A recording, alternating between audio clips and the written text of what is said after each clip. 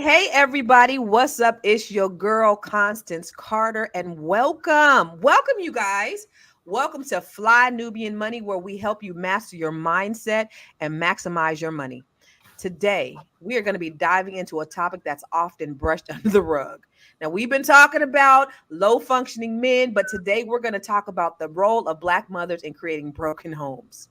We discussed Cam Newton and Nick Cannon having children and multiple women which some consider low functioning. But what about the women who are doing the exact same thing? Now, let me ask you guys a question, audience. I want you to type this in the comments box.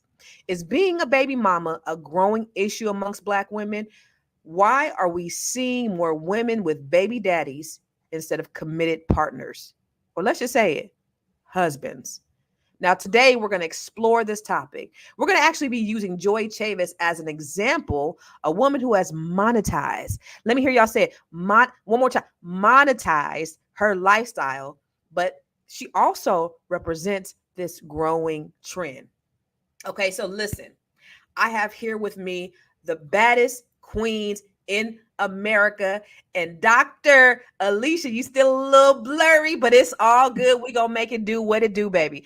We have Dr. Alicia, therapist, coaching with Dr. Alicia. We have Erica. Erica Lewis is the author of Faith in Action. And then we have Miss Felice Hightower Britt. She is your Be Big coach. She's a licensed clinical mental health counselor. So listen, I have a question for you guys. What do you think? Well, no. While we do that, let's roll that beautiful bean footage. I'm not a gold digger. If that's the case, I just be dating everybody that tries to talk to me with money. I don't. I've worked since I was 15. I take care of my kids. I don't get any child support. Repeat that. I don't get any child support. I don't really ask for anything. I'm able to do everything on my own. She said, skirt, skirt, skirt. I don't. Can you move her? Can you move Dr. Alicia out really quick for me, Gwen?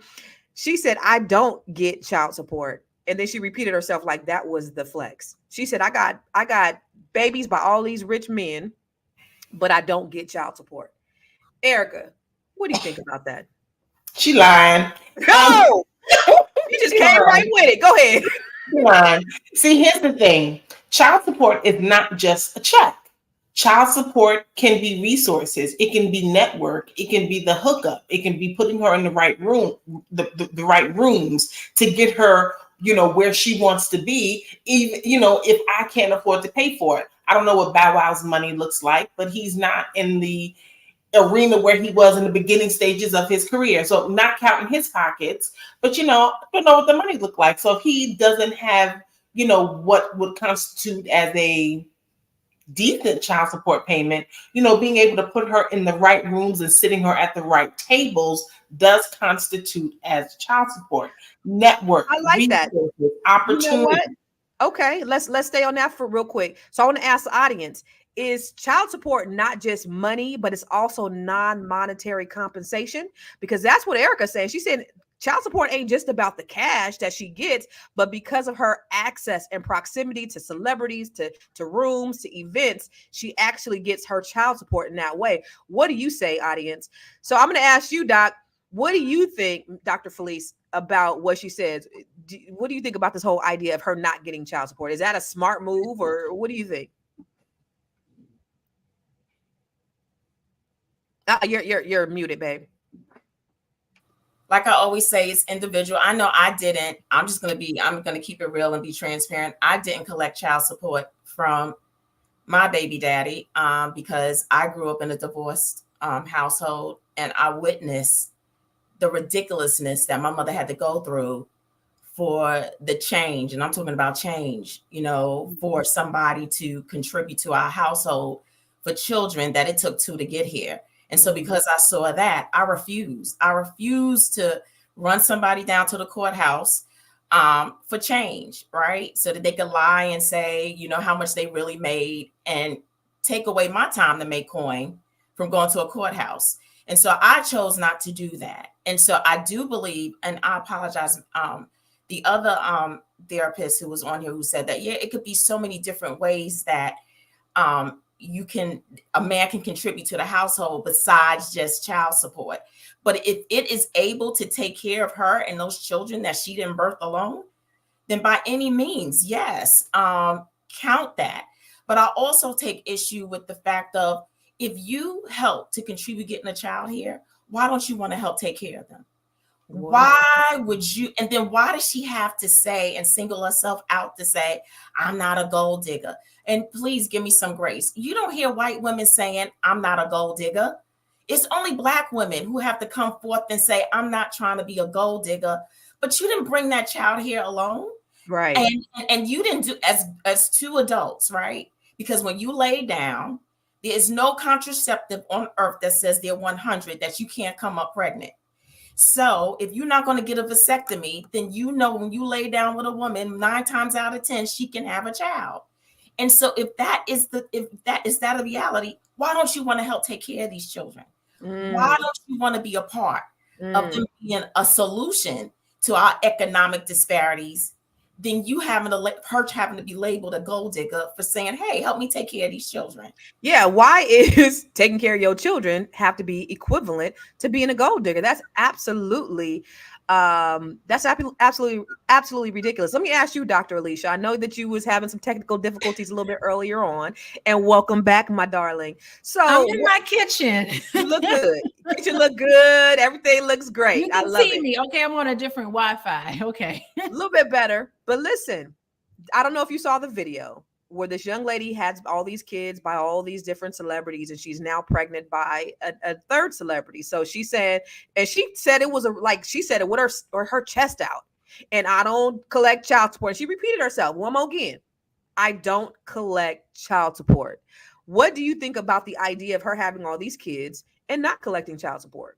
Yeah, I don't really understand that. I mean, child support, yeah, I mean, we could expand child support to be support for the child, but it just seems like that child is old support, right? The child support is really for the betterment of the child. So if she doesn't need the financial, right? She doesn't need money from the father of the parent of the child, then why not take that money and open up an investment account for the child? Like, why not continue to collect? Right.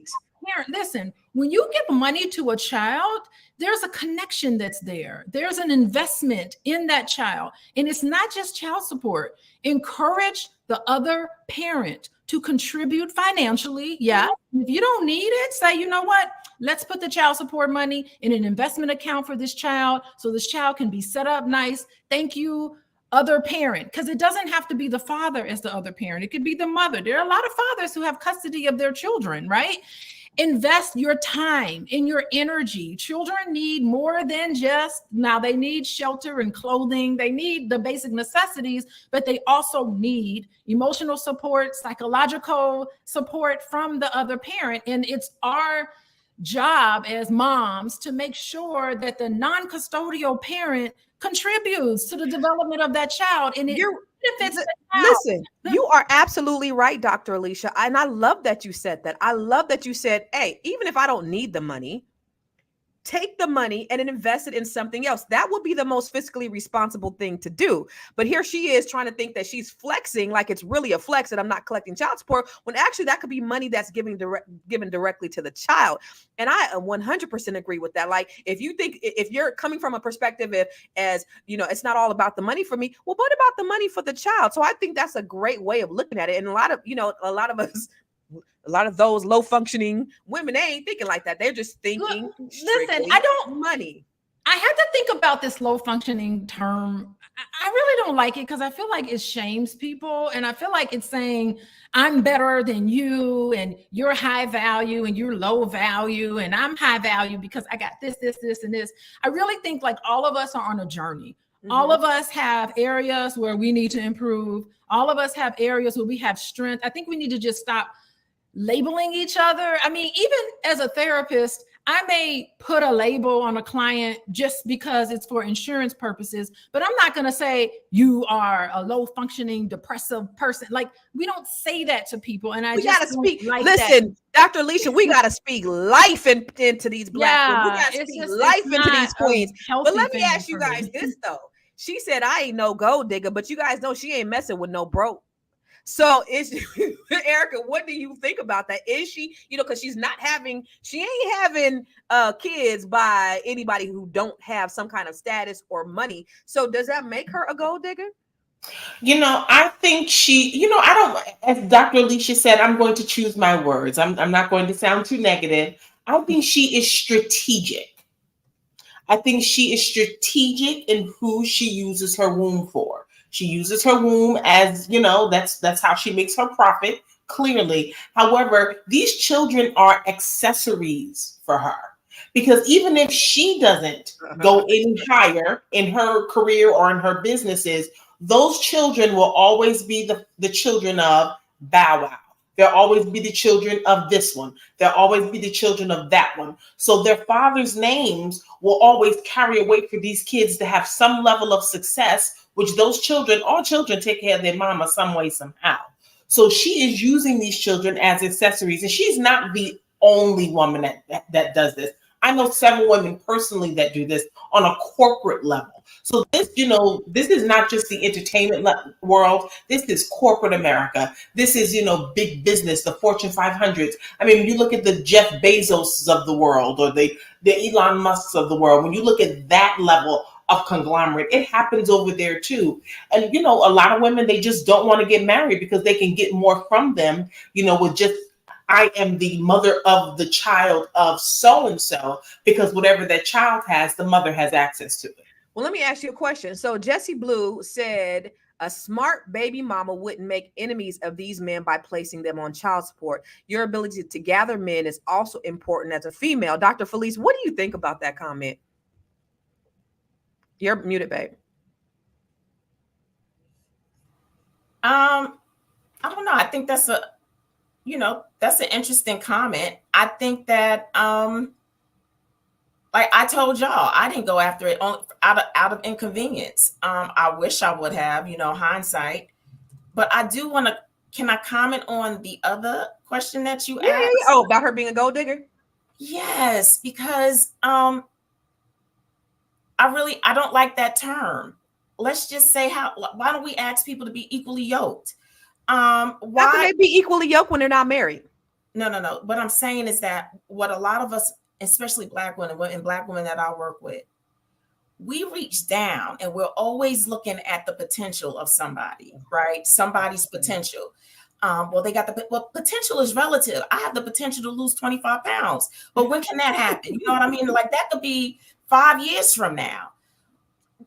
That's not the way I think it should work. Right. Why is it not okay for you to envision who you are and where you want to be and find a mate who matches that vision? What is wrong with that?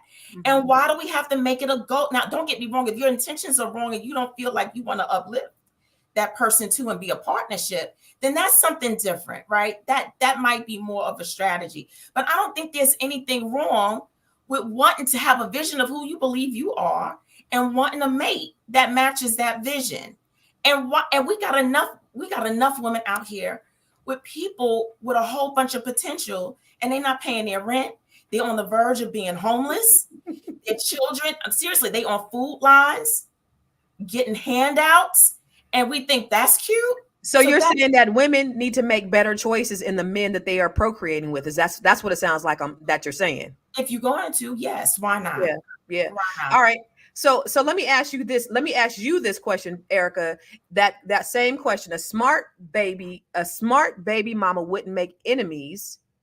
Can you put that comment up? A smart baby mama wouldn't make enemies of these men by placing them on child support. Your ability to gather a man is also important as a female. So they're basically saying if you were smart, you wouldn't put your baby daddy on child support. But if he's not paying for the child and you want him to contribute, then why not?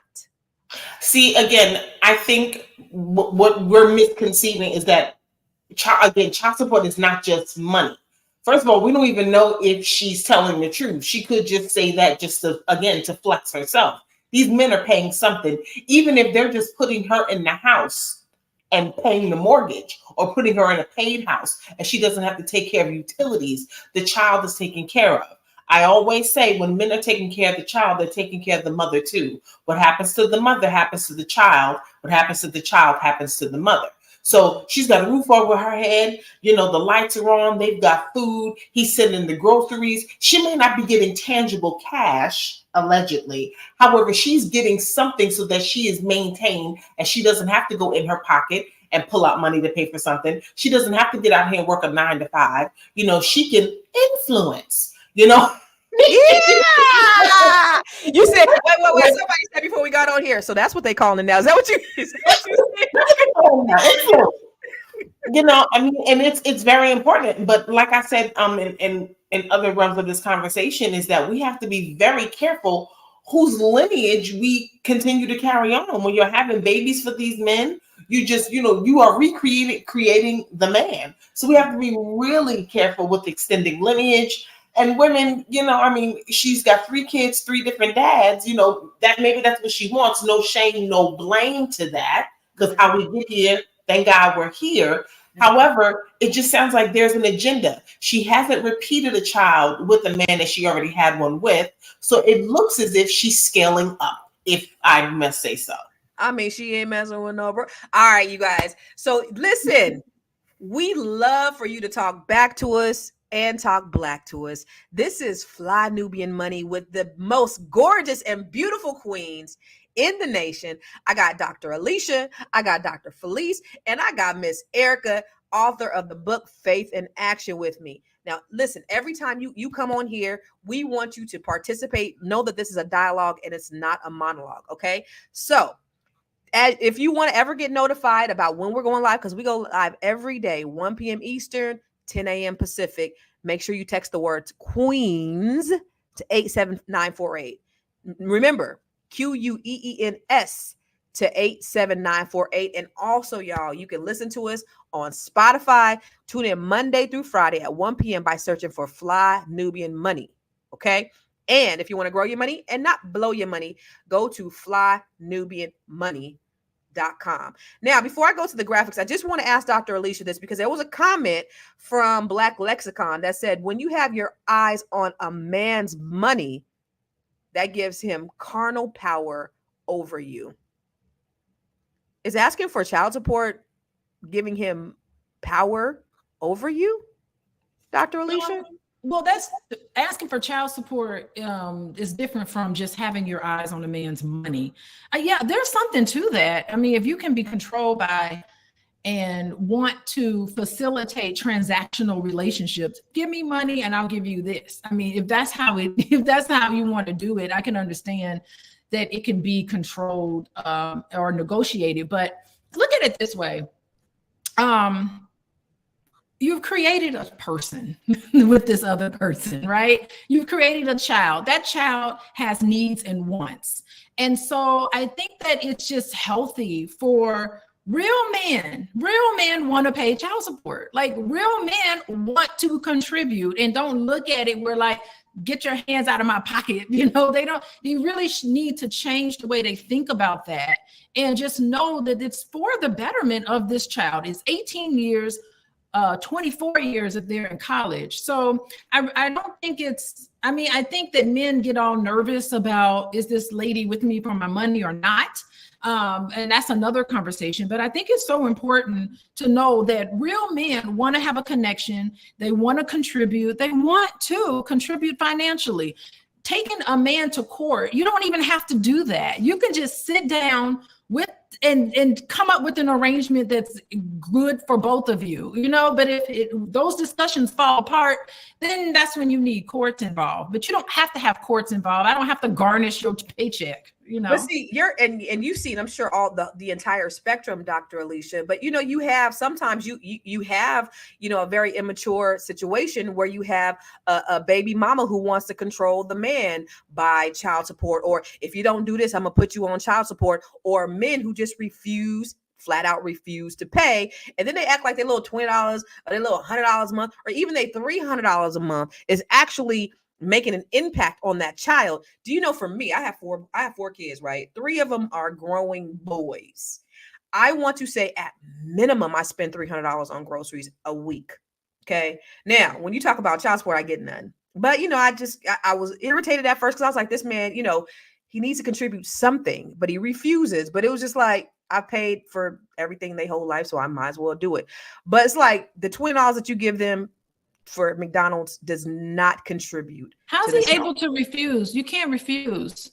How are Yeah, you able to no. refuse? There ain't a court in this nation that's going to allow that. Like, Well, I don't understand that. That the doesn't make issue, sense. I'll tell you, the issue for me is jurisdiction for child support is in California. So if I want to go drum up child support, I have to go to California, which that court system was not very favorable to me. And the reason why I let it go in the divorce is because he was asking for alimony. So that was just kind of, it was a wash for me. But still, it doesn't mean that he shouldn't contribute to his kids, to their needs. And so I was like, I used to take care of I take care of them. It is what it is. That's what I look at it. But it's just like, just the fact that a man doesn't feel the need to support their children. And then when they ask for $20 for McDonald's, they get a whole 30-minute lecture. It's bad for your girl. It really is. But it's my fault. I chose him. It's my fault. Well, I don't put all the blame on you, Constance. I do. There's enough blame to go around. I do. Even though I got married before my prefrontal cortex was developed, I stayed too long. Have a little grace for yourself. Some compassion for yourself. I spoiled him. I didn't require enough.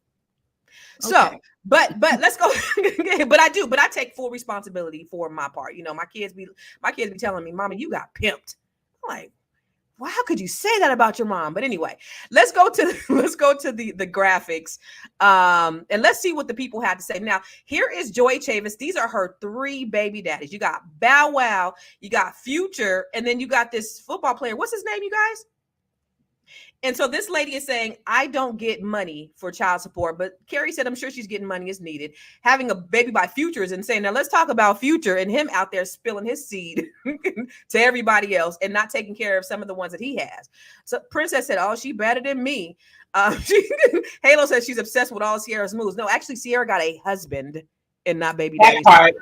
Yeah, that is totally different. 2 totally different things. Nick says, so Bow Wow and Future don't pay? I mean, why wouldn't they? So just like I think what Erica said is there's non-monetary compensation sometimes. It's not just about what you get. It's about, the influence. It might be about access or whatever. But she may have gotten contracts just by virtue of being in association with these men. Now, let me ask you this, Dr. Felice. Do you think well, let me just say this, because I think what's happening is this generation, because what is she, Gen Z or is she a millennial? How old is she? What do you guys say? Is she Gen Z or is she a millennial? Because what it looks like is the Gen Z, and I Googled this right before I ChatGPT'd actually right before we got on, and it said that overall Gen Z and millennials are getting married at lower rates compared to the previous generations.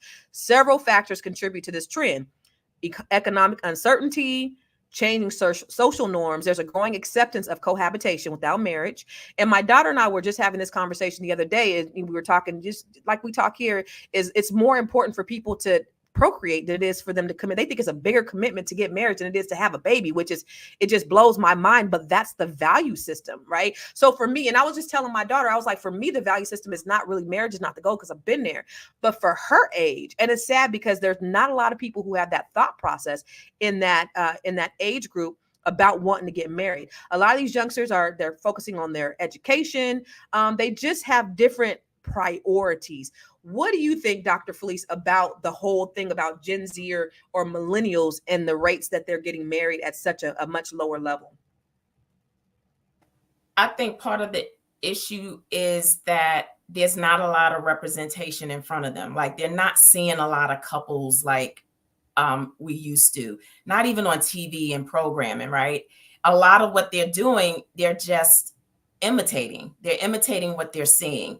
And there isn't a lot of talk about values, right? Like it used to be. Now it's like, do what you feel. And also, now, I think this generation is brilliant. They are brilliant. They bring a lot of things to the table. But our value system, like you stated, it's people don't have the same values anymore. And they're not, and even if they are seeing marriages, they're not seeing good ones.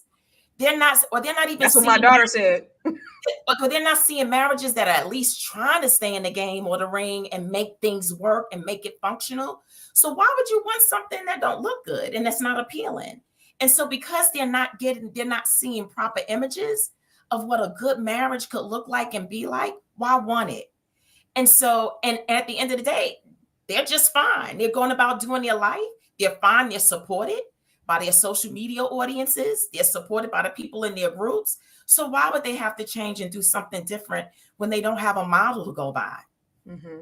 Yeah. What do you think, Erica, about that? What do you think about just the rate of, because it looks like she's either 33 or 35. So do you think the idea of millennials getting married at a lower rate, what's the why do you think that is? Well, I think a lot of millennials probably saw that their moms were single moms. And it's an instance of like, well, my mother didn't get married and there were 4 of us and we're okay. But I think of the ideology of just because you did it doesn't mean it's to be done.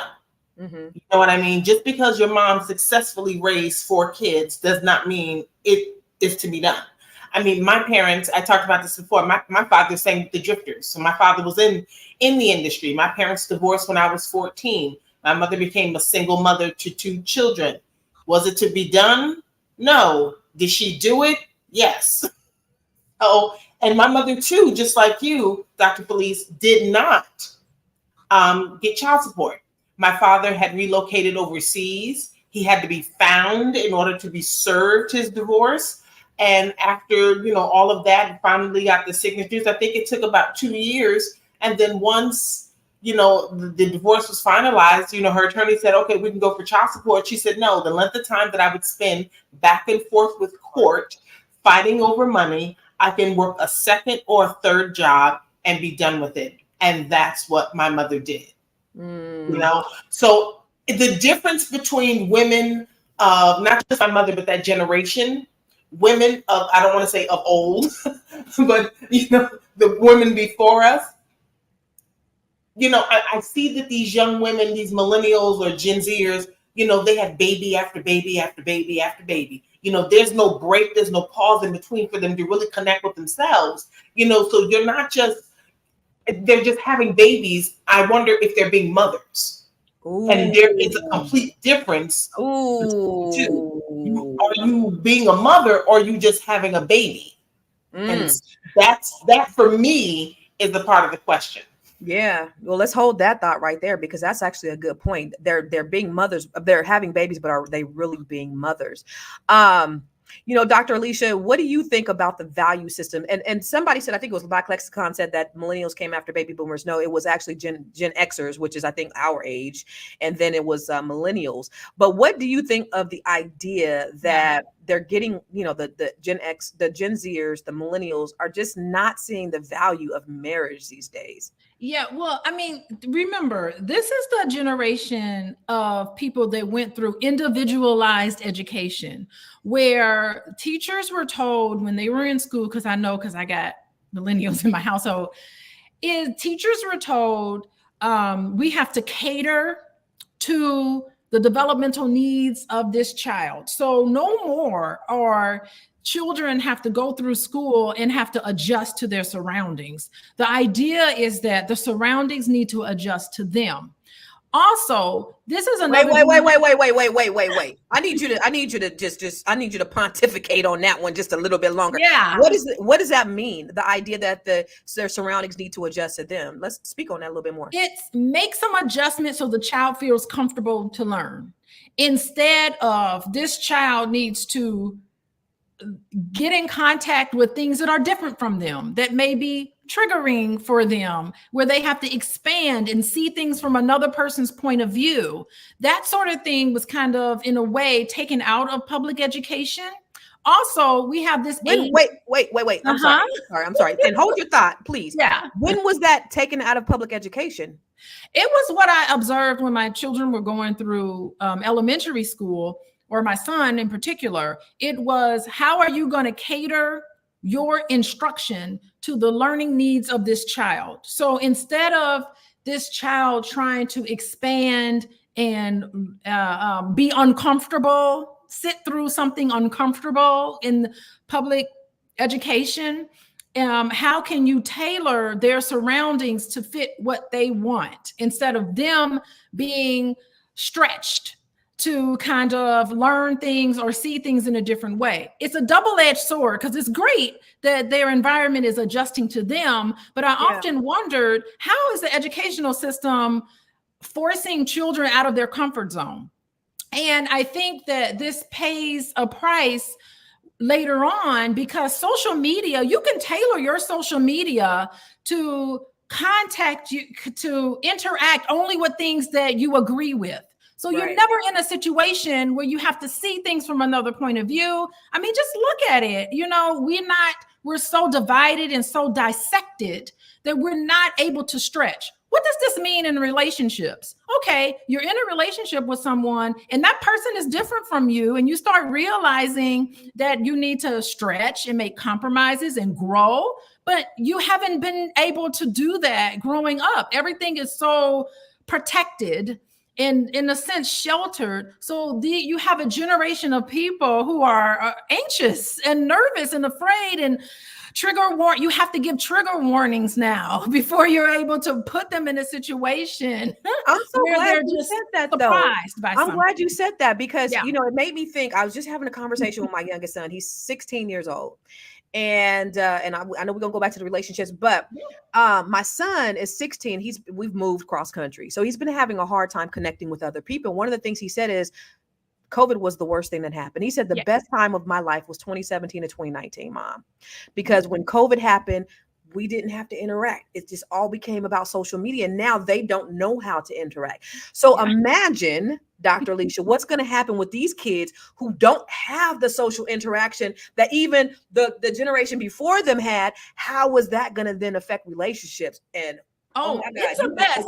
I'm a college professor, and we're just like going crazy in universities. And there's an article, y'all can look it up. It's called The Coddling of the College Student. College students want to be coddled. They don't like being in the classroom. I've had college students come to me and say, I don't think this exam was fair. And I'm like, why? And they were like, because I was surprised by some of the questions. I'm like, I gave you an outline. They want you to tell them every little thing that's going to be on the test so they can regurgitate it back on the test. There's no, they just said, what, I worked real hard and I studied hard. So they think that because they studied hard, that they're supposed to get an A. And I'm just like, I don't know what to say to you. You got what you got on this test. And they like, that's unfair. I've had so many students complain and file a grievance against me because the test wasn't quite what they expected it to be. You know, it's a generation. It's like it's a generation of entitlement, and they're fighting everyone. I'm entitled. No, I'm entitled. No, but I'm entitled because, but I'm entitled because. It's almost like the entitlement supersedes the other one's entitlement. And it's ridiculous. It's insane. How are you going to be in a relationship with somebody when you think everything has to be because nobody knows how, again, like you said, nobody knows how to connect. Nobody knows how to compromise. If you want to blame the teacher, if you're going to blame your professor, that you didn't do a good job on a test that you knew was scheduled to take place, and you had a book and notes that you've been taking for the last 90 to 120 days. But come on now, let's go back. Who did that to them? Somebody created those beasts, monsters. Those monsters. Somebody created that, right? Look, I ain't got no kids. It wasn't me. I'll admit. No, but we hand everything to them on a platter. Think about how you was raised. Now, don't get me wrong. Now, some of us came from trauma and all that other stuff, but it created a fire in us, right? It created this thing where we know how to be creative. We know how we're resilient. We're resourceful. You figure it out. We figured it out. We robbed them from those very things, saying, not my child. My child is going to have something I didn't have. My child's not going to have to struggle, but there's something in the struggle that made you who you are, that made Constance who she is, that made Dr. Alicia, made me who I am. Now, it wasn't easy, but I'm here. And then these children are suffering because they don't know how to be resilient. They don't know how to tap into that thing that we all were given, but we robbed it from them. And they hate any sense of discomfort. You know what though? You know that, and there's that saying, weak men build strong men build weak men. So then we have this cycle that we go through every few generations where, you know, you have circumstances that will build that character, and then you get to the coddling. But then also, you know, there's a statistic that, or there's a study that shows that this is the first generation, and it's proved, because my daughter can't move out, right? This is the first generation that's going to do worse than the previous generation. And this is what we know across, you know, socioeconomic statuses, culture, race, all of that, is that this generation is not doing as well because of inflation, or because of all of these other things. So then it creates a new social norm. And so I do want to shift gears, and I want to talk about the breakdown of the Black family, because I think that is what this translates to, is like there's just a huge breakdown of what we're seeing within the Black family. But before that, I just want to welcome you guys. If you guys are just tuning in, y'all, this is Fly Nubian Money, and we are talking about just Joie Chavis. That was what started this whole conversation. And if we can roll her footage really quick, she's single with 3 baby daddies, and we're talking about how Black women's choices, Black women, because last week we was talking about Black men, right? So listen, we equal opportunity on Fly Nubian Money. We ain't just talking about the low functioning. I'm doing quotes, Dr. Alicia. I ain't saying this. We ain't just talking about the low functioning Black men. We are also talking about Black women who make these choices to build these broken homes based upon status or whatever. But if you could just roll that footage for the people who are just joining us, just so they can see what we're talking about. I'm not a gold digger. If that's the case, I just be dating everybody that tries to talk to me with money. I don't. I've worked since I was 15. Like, I take care of my kids. I don't get any child support.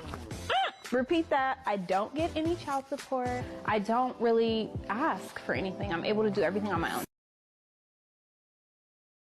So the fact that this lady said, I don't ask for child, she really thought that was a flex. But I love when Dr. Alicia said, listen, even if you got it, the fiscally responsible thing to do would be put it in a trust, put it in something for the kids, put in some type of investment vehicle for the kids. If you was really all of that, and if you were really all the things and the smart lady that you proclaim to be, because you're not a gold digger, okay, we receive that, but get the money and put it away for the kids. Now, listen, if we look at the Black family, all right, so we know, let's break it down by race, because Black wealth is really built in the Black family. Now, my TED Talk is called Google that shit. You guys watch it. I talk about ways that we can close the wealth gap, right? Because there was an article in Forbes in 2017 that said that Black median wealth was going to be at 0 by the year 2053. And it looks like, you know, that's the direction that we're going. But for me, I say they done fucked around and gave us the internet. We have access to everything at our fingertips. However, Black wealth is really, the foundation of Black wealth is Black marriage. And what we're seeing is 60 to 65% of Asian households are married. Okay. 50 to 55% of white households are married. 45 to 50% of Hispanics are married. And guess what, you guys? 30 to 35% of Black households are married, and it's dropping. Now, during segregation, that was the time that we were married at a higher level. But as you see, as the generations keep going, the idea or the need for marriage is not the same. And so then there's a breakdown of the family. I think even morality, we're just not requiring more. People are like, okay, getting married, like, what's the point? Because we're already living like we married. So what does a piece of paper mean? Is the piece of paper, Dr. Alicia, does that really mean anything these days? It doesn't necessarily mean anything for families of color necessarily, because I work with a lot of Hispanic families, and yeah, they're married on paper, but they ain't seen their spouse in about 20 years. Like, they just, oh, wow. Yes, as a culture, they don't necessarily get divorced. So they may have a marriage as their status, but they ain't seen their spouse in a long time. Now, this is my first time hearing that, Joy. Are you serious? Yes, I know. And I'll ask, I'm like, is this cultural thing? They're like, oh yeah, it happens. They faking the numbers. They don't bother going through the court system to get divorced. Faking the number. So they having whole other relationships and families, and they still moved on, have families, babies with other people, and they're just like, yeah, I guess I'm technically legally married to this person. Now that's the and, real. Black families, on the other hand, right? They don't necessarily believe in this legal marriage necessarily. They're living as a married together, but they haven't gone to the altar and made it official. So sometimes those statistics can be a little misleading. So we have to kind of like put that in mind. So listen, the point of this whole conversation for me as a therapist is trying to look at what is it that a child needs, to grow up and to be healthy. What a child needs is a nurturing, loving environment. How can that be given to this child? And as long as that's there. Now, the gold standard, of course, is always a nice, loving household where the child can talk and have somebody to interact with them in a way where they feel loved and wanted and validated. And there's both parents in the house. That's the gold standard. Now, just because that doesn't happen, getting the fathers involved. And I looked up a study on this. Children who maintain regular contact with the non-custodial fathers are 40% less likely to show behavioral problems in the school. And there's lots of statistics like that. So there's ways in which you can buffer some of the effects of not having the two parents in that house, that household. If it's loving and it's fostering a relationship that's very nurturing to the child, sometimes you can buffer some of the effects of not having a parent there. So, I mean, that's the point of it all, is to make sure that child grows up. So and even feels if loved. if they're not married, just making sure by virtue of being a present father or present parent or non-custodial parent. What do you think, Dr. Felice? Do you think that having that piece of paper actually really means something for the benefit of the family, the morality, the growth, the wealth? Do you think it actually is necessary? I don't know if it's necessary, but I'm an advocate for family. And so I believe that that's where true wealth can generate from. And I believe that's part of our problem. And so just think about, like say we say it's a paper, it's a contract. Well, it's important for that contract, because if that spouse dies without that contract, that family will be in poverty, because how will they get that money that they might have built up if they don't have that contract in place? How can you ensure that your child has the basic necessities such as health insurance if that contract is not in place? So it's bigger than just a piece of paper. It is a surety that makes sure that your family is taken care of in some adverse circumstances. And I think another reason for the breakdown of our family, and I'm just going to keep it real, is a lot of our Black men are not checking for their women. How do we get our Black men? Because if you think about it, right, when our men make it, when they become successful, where do they go? And they go to these other ethnicities and put the wealth right back into their communities. When it is known that when Black families are together and they're making it, they take care of the auntie, they take care of the grandmama, they take care of the next door. That's how we build wealth and generational wealth, is when we have our families looking and checking for one another. So how do we get, and don't get me wrong, we got our young girls, these Gen X, what are they, Gen Zs too?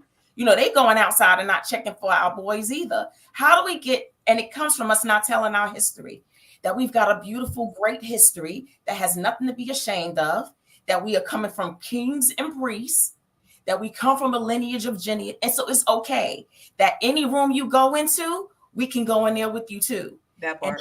Right. And so we need to come back. We need to tell our sons and daughters, it's okay. Now, and I'm not saying that you can't love who you don't want to love. Please know that that's not it. But at least give our babies a seat at the table. At least let them have a seat, so that you have a choice, and that she's in the game or he's in the game to be chosen to build real wealth. Well, what do you think? I seen Gas Mask said, I see no benefits as a man from marriage. And, it's, the whole idea is that the man is the breadwinner in this day and age, Erica. Like, she gonna come get mama. Y'all Negroes ain't making as much money as you think you are. And we really don't need you. We want you. So the fact that these men are saying, I don't really see no benefit as a man for me to be married, is like, it speaks to the mindset, I think, that a lot of Black men have. What are your thoughts around that, Erica? I think we talked about this before. Men benefit the most from marriage. The woman loses her identity. Mm. She marries you, she takes your name, Mm-hmm. and she makes that name great. Mm. Because what we do as women, we nurture things. We multiply. Multiply. That's So right. everything, so areas where you may be lacking, men, when you marry this woman, the right woman, not a chick, not a girl, but marry a woman who is walking as a wife, okay? You ain't just marrying somebody, but you get a wife. That woman will take your name, and where you're lacking in certain areas, she will multiply those areas. She will build those areas. So now you look different to the world. You stand different. Your posture is different. Your pocket is different. Your presence is different. You are different. You got a whole other delivery. So yes, marriage is vital and it is important. And men walk away with the greatest gift of it all. They gain everything. They lose nothing. The woman loses her identity. She gives birth. She has to give life. She's given life. And then what happens? In the end of it, if something happens and now they're divorced, guess what? He gets to walk away. She gets to keep the kids and she gets to maintain the home and be both parents. But he can do what? He can go off and marry somebody else and start all over again. Come on, somebody. And so that's why you marry the Proverbs 31 woman, the virtuous woman, and not Joie Chavis. How about that? And women need to marry that Ephesians man. That's right. So there's a lot of, because this, it appears from the outside looking in, because we ain't in her bedroom, but there are a lot of, we'll just say there are a lot of relationships that are more business oriented. I couldn't see for the life of me, Dr. Alicia, and I'm still trying to figure that piece out, marrying somebody or even being with somebody for the benefit of business. Like, I throw up very easy. I have a very weak stomach. I couldn't just be with anybody just because they got money. I need to be there for the love. Do you think a good portion of people are just settling just because of security or financially, when they're not really in love with that person? And then how important is love, to benefit the marriage? I couldn't even imagine. I don't know how people are able to be in a marriage with somebody that they absolutely didn't love. It's hard for me personally to just kind of like come to grips with that. That some people are just together just for a business. And I've run into many in my circles. I've run into and had very candid conversations with a lot of wives who were married to very successful rich people, and that is the arrangement that I see. And I don't know, I can't really judge that, but I think on some level, marriage is a business. It's unfortunate if it's not built on genuine love, and you can work together to maintain that genuine sense of love. And if that love falls apart and you're just roommates, it's a business contract. People can create their marriage how they want to. And I've seen it. I've personally seen that with a lot of people. So yeah, and I want to say something about, we do know that marriage actually absolutely benefits men. By the way, I just want to say that men live longer. They have better sex lives. Married men have better sex lives. They live longer and they're healthier than non-married, and compared to cohabitating men. So there's something there about marriage. And I think there's this myth about marriage that's being somehow spewed across the internet, and people think that marriage is awful for men when really it benefits women. And I didn't know if Dr. Felicia, you wanted to piggyback on some of the things I was saying. No, I did. And that's what the point that I was going to make, and very well spoken. Please, y'all give me some grace with names. Sis, you. Erica, yes. Beautiful, well said. They do. They live way longer. God said, "He who findeth a wife findeth a good thing." So wait. I just want you to pause right there. I want you to say that one more again for the people in the audience that think that this is all about their benefit or their non-benefit. What did the Bible say about that? It said that he that findeth a wife findeth a good thing, and that blessings get poured upon him. So it's a good thing for men to get married to us. And I want us to go back, because a lot of it is coming down on the woman. But what about these men so those men, Future, Bow Wow, they were looking for her. They were going to spaces for her. And I've seen places where, they throwing their money out. They want women to know they got money because they know and want them to be seen as men who can take care. So a lot of times, you looking at us saying, why does she? Well, what about them? That's the image that they give to certain women. And they're not just looking for any kind of woman. They're going to spaces looking for her. So can you please, give us then you're gonna get mad because then you're Right. gonna call her a gold digger when that's where the places and the spaces that you go to get the kind of women that you get. You're not going to the places looking for the Proverb 31 woman that's gonna take care of you, that's gonna multiply your household, that's gonna lift you up, that's gonna build you, that's gonna make you live a lot longer. There's a statistic that says husbands create an extra 7 hours of housework a week, and it's the women that do it. Research has found at the University of Michigan analyzed data from the Time Diaries, concluding that the average married woman does 7 more hours of housework per week than the average single woman. So we taking care of y'all raggedy behinds. You talking about married don't benefit us? Out of here with that bull. What are you talking about? What do you even say? It reminds me of the conversation that we had like last week when we talked about how, and I was thinking about this the other day when they said, because women, I think women, we actually set the tone of what happens with men. We allow them to do certain things, and they say, well, women have a scarcity mindset. Remember we said that last week, and they said men have a more of abundance mindset when it comes to relationships. But then when you think about it, you think about the women who do have an abundant mindset, then they're like, oh, she's unrealistic. She's looking for like she can't get all the things that she said she can get. But then we have these men that are around here creating these households and doing all of these things, and they have this abundance mindset, and we're completely okay with that. Why is that, Doctor? Or actually, Erica, why don't you answer that question for me? It's a society thing. We have fallen into the trap where women are in the place where we need to feel limited for whatever reason. If you are exceeding and abundantly blessed and you're living your best life, you wouldn't be a good wife. You don't have time to be a wife because you're married to your job and your career is your baby. But with a man, again, it goes back. It goes back. He can do all those things. He can be a husband. He can be a father. He can be a boss. He can be a mogul. He can be an entrepreneur. He can do this. He can do that. Because guess what? There's somebody behind the scenes who's taking up and cleaning up everything, every sector that he puts his hand or foot on, every place where his foot trods. There's a woman behind him picking up them whole 7 hours. She working too, and she's going around the merry-go-round. And one thing I want to add is in my book I talked about this, and it was one of my hardest chapters to write. It was called "Are You a Broken or Bruised Rib?" And in the Bible, it talks about, God took a rib from Adam and made Eve. And we need to understand and realize why, whether you believe the Bible is, if it's true, if it's just a bunch of stories, what that rib signifies and what the ribs protect in your body. If you think about how you place a rib, this man finds his rib and it's placed, your ribs are protecting your whole thoracic area. Every last one of your organs is protected by your ribs. However, a broken or a bruised rib can do more damage than something or anything on the outside of you.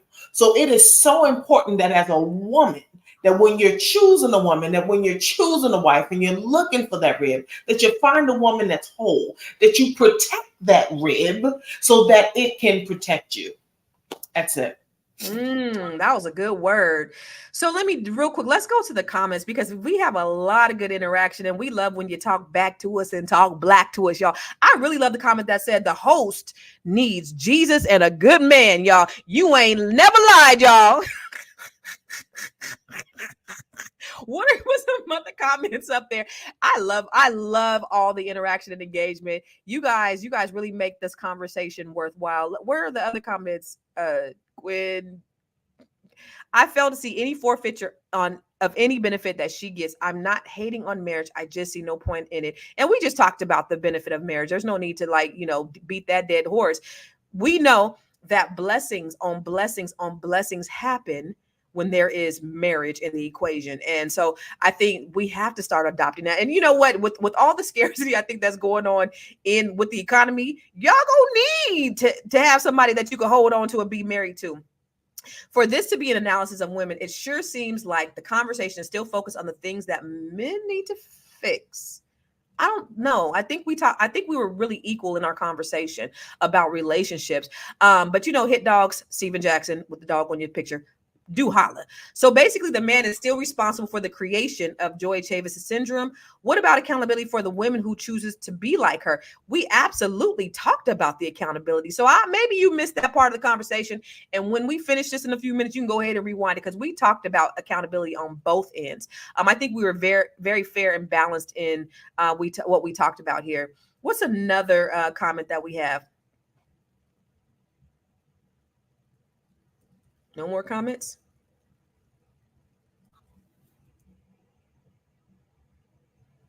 Okay, Alicia. So not including having to fight wipers. You know what? I'm not mad at that at all.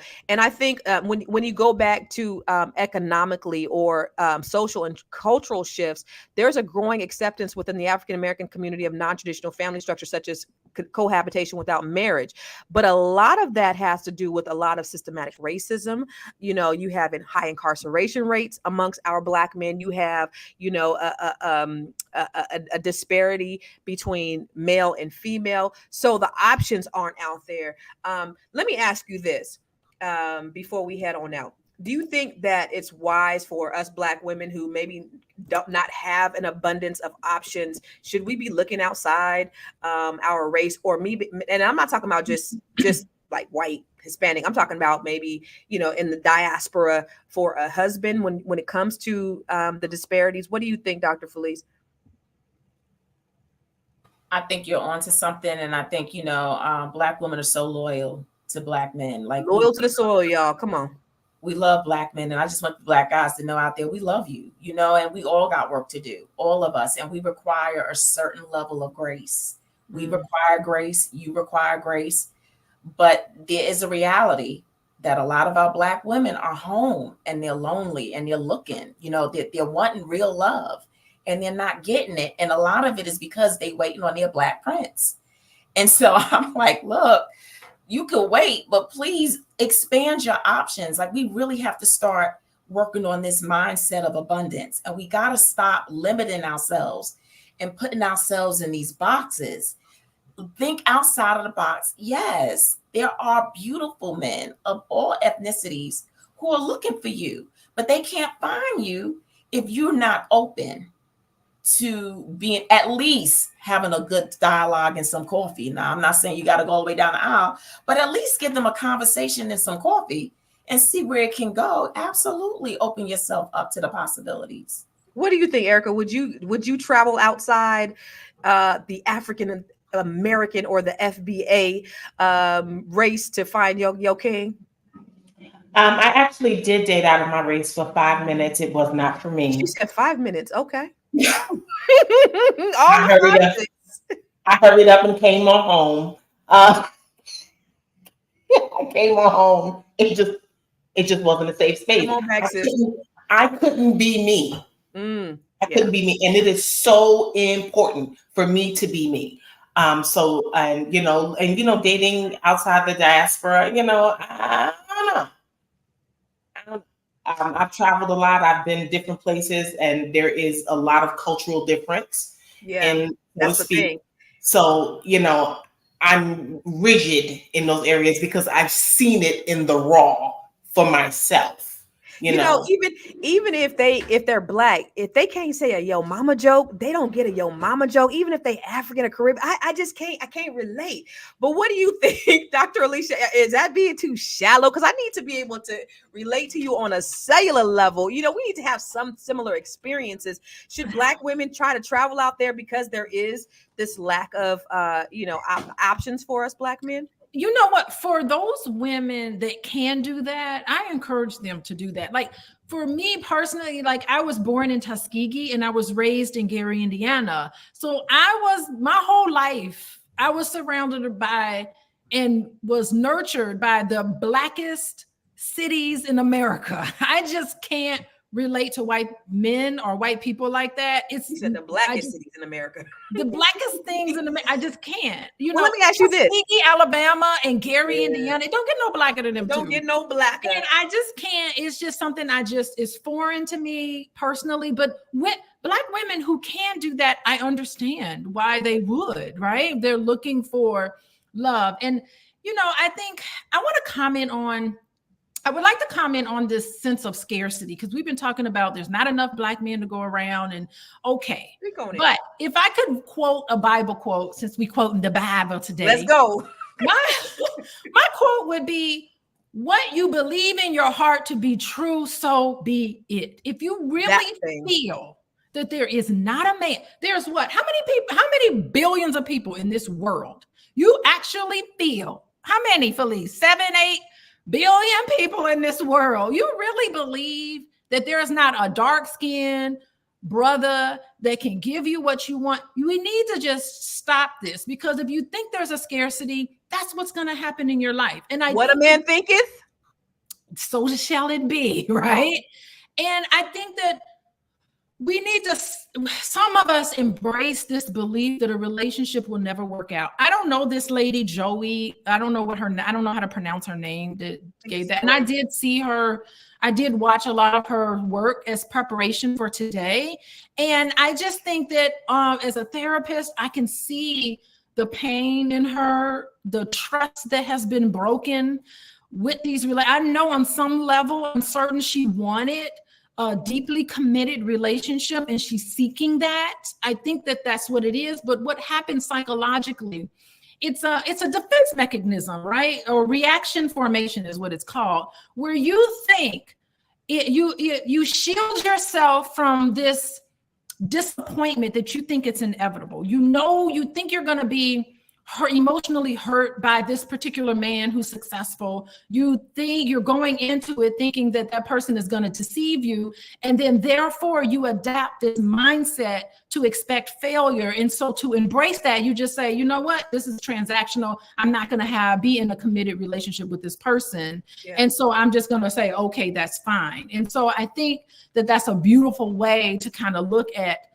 what are your ideas and thoughts about relationships? We didn't lost our other two. We didn't lost our other two sisters, but this conversation is so good and it's so rich, Dr. Alicia. And let me just ask you this, and we're gonna get up off here because I know people got to go. Yeah. But for you, you found your Boaz. We're talking biblical. You found your king. How long were you actually single before you ended up getting married? Yeah, you know what? I was married for 15 years, so I don't consider that to be. I consider that to be a victory, Yeah. And I wasn't even really looking. I was just, and there was a lot of guys. I didn't find a shortage of men personally. Me neither. They're coming out everywhere. They out there, sis. I'm telling y'all, they out there. I don't know the quality of them. I mean, it just so happened. I mean, I've known boys for 30 years. Mm-hmm. So it wasn't like I wasn't looking for anything, and definitely wasn't expecting to get married. I never expected to get married again. Never. I was like, I've done it once. I wish my ex-husband at the time, the best. I want him to go on and be there for another person. But I was okay just being single. I was financially secure. I had a great life. I still live a great life with my children. So I didn't find a need, a lack, or want, or whatever that was there. It just so happened.